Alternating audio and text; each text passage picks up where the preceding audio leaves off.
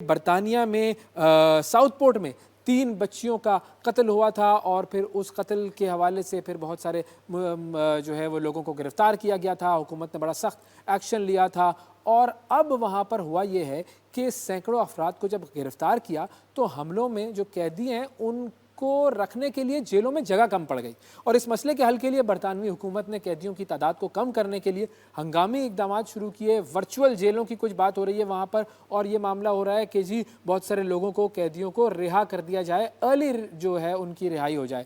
اب اس میں home arrest اقدامات بھی ہوں گے, نئی جیلیں بنانے پر بھی انہوں نے غور شروع کیا ہے. ہمارے نمائندے نوید عالم ہمارے ساتھ موجود ہیں, ان سے ہم جانتے ہیں. جی نوید, بتائیے گا کیا معاملہ ہے, برطانیہ کس طرح یہ پورا جو معاملہ ہے اس کو ٹیکل کر رہا ہے؟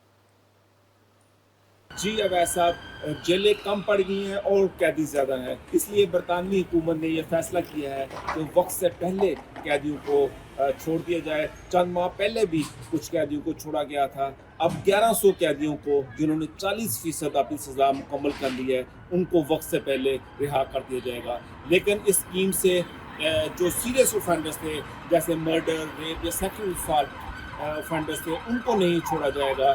جسٹس سیکرٹری شبانہ محمود نے ہاؤس آف کامنز میں بتایا کہ جو گزشتہ حکومت تھی انہوں نے جیلیں نہیں بنائی, اس لیے ہر سال اب جو 4500 کے قریب جو جیلوں کی گنجائش ہونی چاہیے تھی وہ مکمل نہیں تھی.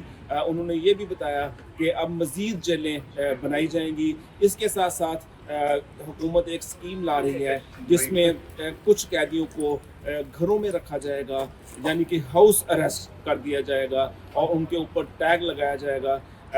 اور اس اسکیم کے تحت وہ قیدی گھر تک ہی محدود رہے گا یا ایک کمرے تک محدود کر دیا جائے گا. اس کے علاوہ کمیونٹیز, جو لوکل کمیونٹیز ہیں جہاں پہ کم عمر جو اوفینڈرز تھے ان کو رکھا جاتا تھا, اب حکومت یہ پلان کر رہی ہے کہ لوکل کمیونٹیز کے ساتھ مل کے, کونسلز کے ساتھ مل کے چند قیدیوں کو ان سینٹرز میں بھی رکھا جائے گا.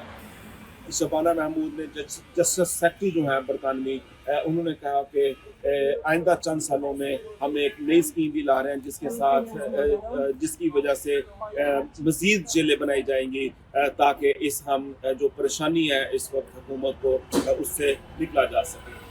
بہت شکریہ جی نوید عالم صاحب, آپ نے ہمیں تفصیلات سے آگاہ کیا.